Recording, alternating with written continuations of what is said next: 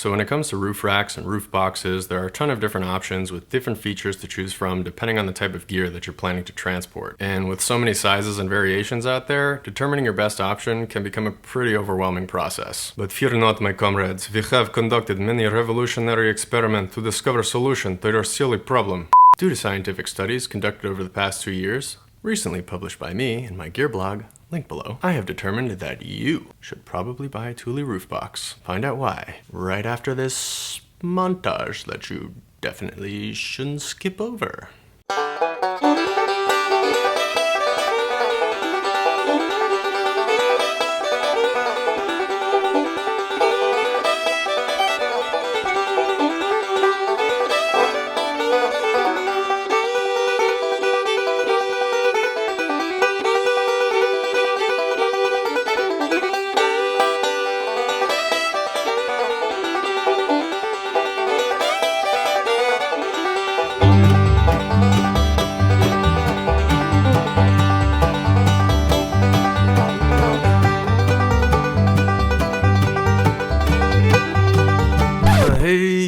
Okay, that's enough of that. Hello, my people. FinerBub here. Thanks for checking out the video. For those of you who don't know, on this channel, I'm all about sharing my thoughts and experiences on the best spots to check out and the best gear to bring with. So if, like me, you want to spend more time outside appreciating the finer things in life, do yourself a favor and consider subscribing. Also, feel free to check out the description below for links to the written version of this video in addition to any of the products I mentioned. But before you do, just make sure you stay tuned until the end of the video where I share a couple of bonus tips on the different mounting accessories I bought for cars with existing roof rails as well as those that have no roof rails at all. Alrighty then, without further ado, let us begin. So today, we're talking about roof boxes, specifically Thule roof boxes, and why I think they're the best option for most people. I've been using this Thule for over 2 years now. I've taken it all over the Northeast, from Shenandoah to Mont Tremblant, for all sorts of things like skiing, camping. I use it when I moved apartments, road trips, and so far, it's been great. When you start researching roof boxes online, it's easy to get overwhelmed, especially if you don't have an understanding of what your options are. So before we get into the review, I want to explain the scope of what's out there and how I narrowed it down so that you can make a more educated buying decision for yourself. Here are a few of the determining factors that I used to narrow down my options before I bought my Thule roof box. Let's start at the top with compatibility. When you start researching roof boxes online, you'll quickly notice that there are two main popular brands, Thule and Yakima. You can find online questionnaires from both companies that will help you determine which of their models will fit on your car. All you have to do is plug in the make and model and they'll just give you a list of all the options that they have that are compatible. If you saw my day pack video where I reviewed my trusty Deuter Airlight 22, I demoed a similar feature on the Osprey website. So yeah, there's a link right there if you want to check that video out. But yeah, same concept. All right. So now that we've talked about compatibility, let's talk about size. Personally, going into this process, I knew that I wanted the largest possible cargo box that could fit on my car. See, at the time, I was living in Hell's Kitchen in the heart of New York City while my wife, who was my fiance back then, was finishing up med school and applying to residency programs. And as any doctor will tell you, the way the American residency application and program matching process works, you only find out where you're going to work a couple months before you actually have to move. So while she was doing all of that, I was trying to kickstart a career as a freelance writer, testing and reviewing outdoor gear for this other website, just trying to stay as flexible as possible because at the time we really had no idea where we were going to be living for the next 4 years. So because I lived in New York, I'd constantly have to get up super early. I'd cram all the ski helmets or whatever I was reviewing at the time into my small 4-door sedan along with all my other gear that I typically use for that activity, and then I'd drive for 3 or 4 hours until I got to an appropriate testing ground.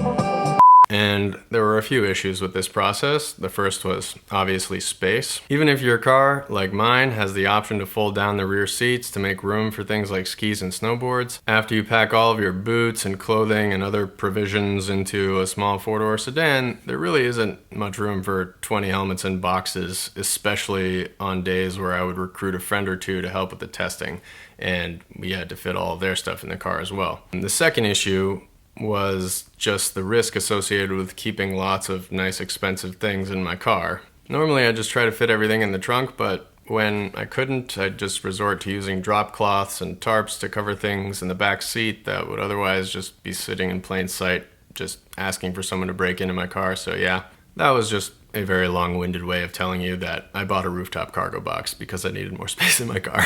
I know that most of you probably won't simply want the largest cargo box that can fit on your car. Just be sure to take a second to measure your skis or whatever you plan to transport before you buy a roof box, because as much gear as these cargo boxes can hold, the aerodynamic shape does create certain limitations, especially when it comes to transporting gear items that are more bulky, like coolers or suitcases that, don't lie quite as flat. So even though my Thule box is labeled as an extra large model, there is a fairly significant vertical limit to what can fit inside. And please, for the love of all that is good and green in this world, do not try to force the lid down over something that is too tall to fit inside. These cargo boxes are durable, but they are not indestructible, which is especially true for the latching mechanism on the inside of the box. After a full day of skiing, it's really easy to just want to chuck everything into the box, slam it shut, and make a beeline for the après ski.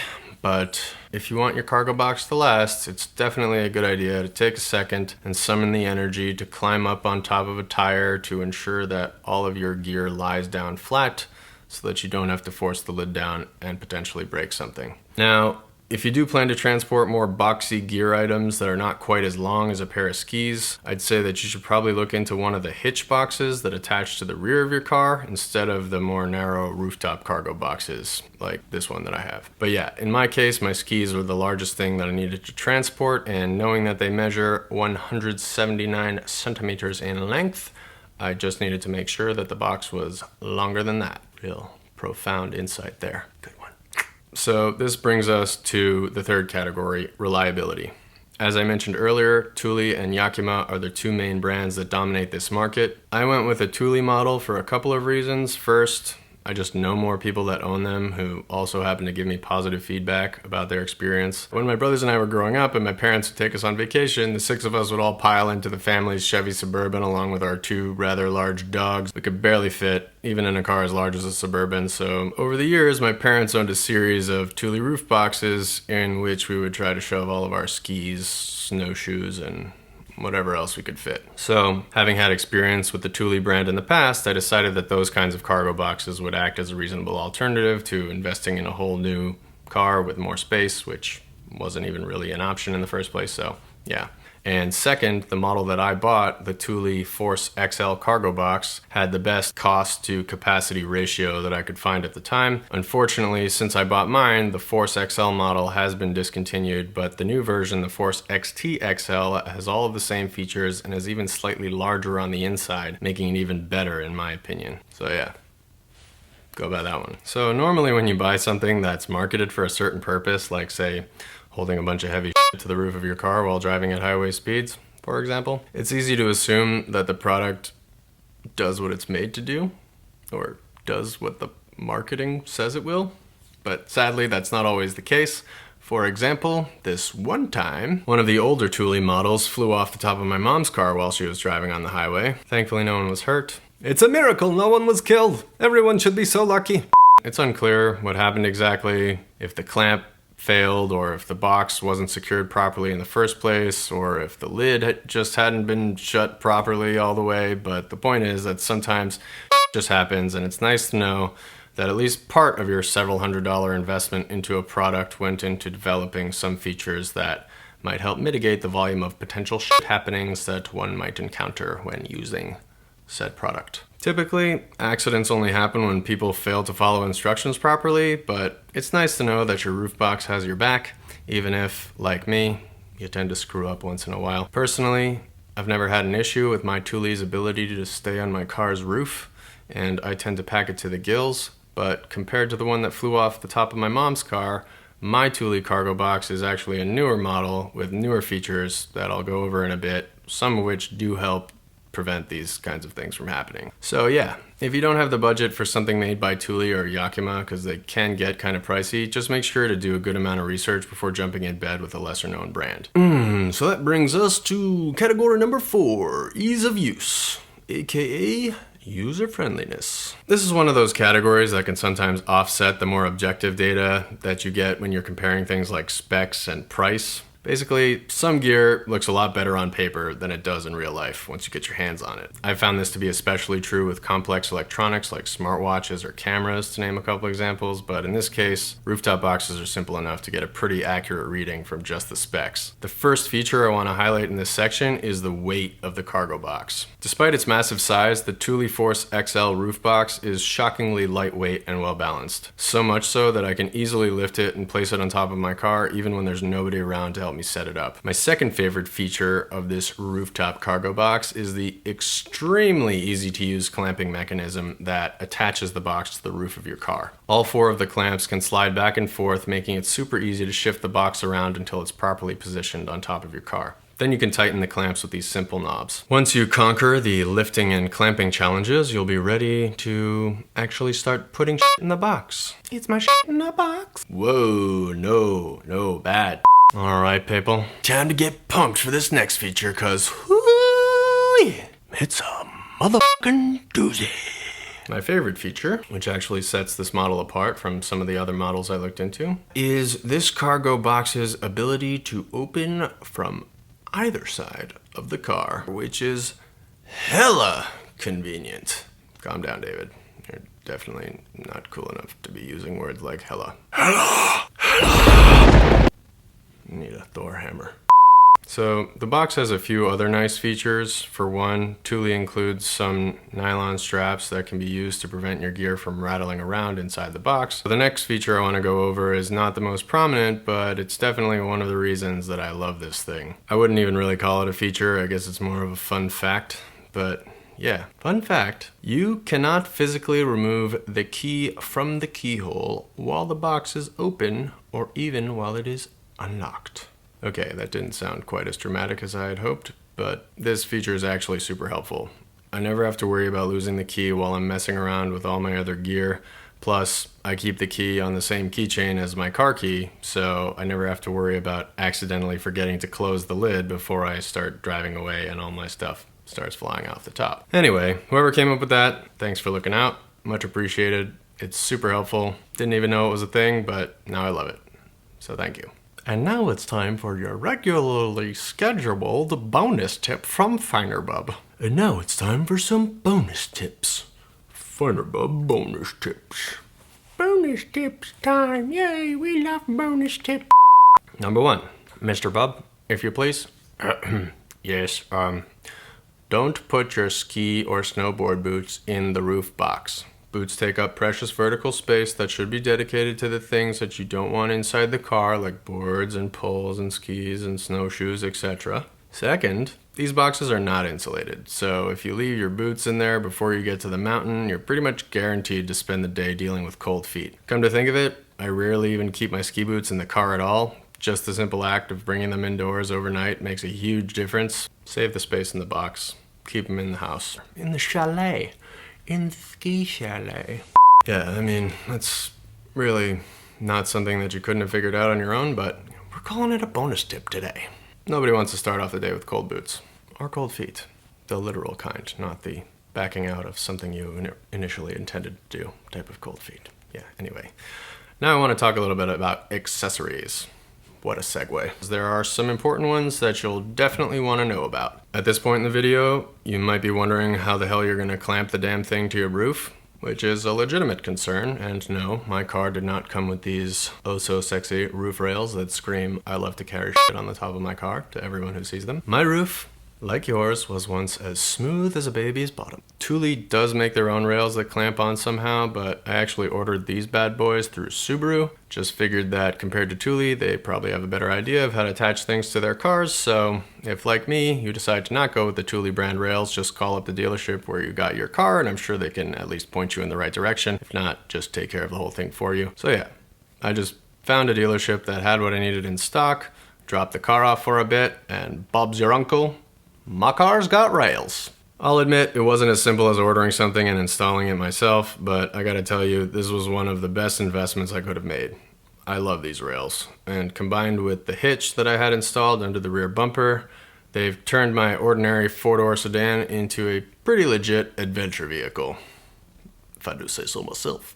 Now, my car has a manual transmission. That, however, is a double-edged sword. Sure, none of my college roommates ever asked to borrow my car, but that also meant that I had to do all the driving anytime we used my car for a road trip. Predictably or unpredictably, depending on how you think about it, married life comes along with some of the same pitfalls of college life. In this case, it means that we have to take my wife's car anytime we go anywhere, and of course, even though her car came with roof rails, the rails are running in the wrong direction for the clamps on my Thule roof box. So if your car has rails like this, you're actually in luck, because Thule smartly makes and sells exactly what you need to remedy this issue, and it actually involves a lot less BS than I had to deal with getting the rails onto my car. In this case, I was able to do it myself without much difficulty, and believe me, if I can figure it out, you can definitely figure it out. So yeah, if your car has wrong way rails, as I like to call them, Thule makes two options. First up, we have the cool, awesome-looking, air-slicing, expensive ones. And second, we've got the boring, square, but probably just as functional, but more affordable ones.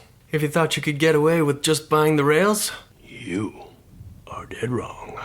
Because you also need a special foot pack of clamps, sold separately, that allows you to mount the rails onto the wrong way rails. So yeah, once I spent a bunch of money and got all that crap on the roof of my wife's car, I could easily move my Thule box between the two cars. And you'd think it'd be over there, right? Nope! Wrong again! Oh, just hold on 1 second, you're not finished there. See, you might have noticed these little holes here, and if not, how could you? You're a terrible person. Peter, you are a very bad person. Well, these holes happen to be the holes that allow you to bolt and unbolt the clamps to the wrong way rails, so if you don't shell out a bit more of your hard-earned cash for these handy-dandy proprietary Thule core locks, technically, even though someone might not have the key to your box, they could just use an Allen key to unbolt the whole roof rail pack system and run away with it, kind of like in those heist movies where they're trying to crack the safe, but the popos are coming and they're running out of time, so they start panicking and they're like, "Fuck it, just take the whole thing, we'll crack the bitch open later, let's go!" And that's pretty much my whole Thule rooftop cargo box and accessory setup. And just in case I wasn't clear on this, I got the Subaru rails in the actual Thule box back in 2017, but I only bought the other EVO Wingbar rails and the locks and the EVO foot pack for my wife's car this past February before she and I drove her car up to Stowe to do some skiing on President's Day weekend. Beautiful. So yeah, I know it all adds up to a pretty significant investment, and I just want to let you know that I definitely didn't buy all this stuff at once, and you shouldn't have to either, especially if you only need to be able to mount the box on top of one car instead of two like me. So yeah, there you have it, folks.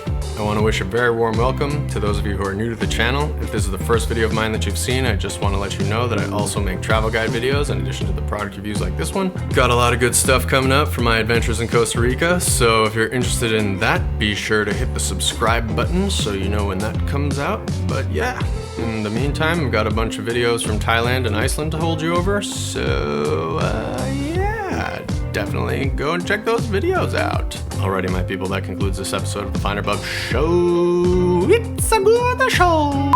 If you do decide to get a Thule or Yakima cargo box for your car, or if you already own one, I'd love to hear your thoughts in the comment section below. If not, I hope that you at least learned something that might help with your own search for the perfect cargo box. If you do decide to go with a different option, I would still love to have you comment below, especially if you think your insight can help me disprove something that I think I already know. But before you do, I just want to once again thank you oh so much for watching. I really do appreciate it. If you're looking for new gear, don't let small details stress you out. Remember, life's an adventure, so relax, breathe in the outdoors, and don't forget to appreciate the finer things in life. See you out there, people. Peace.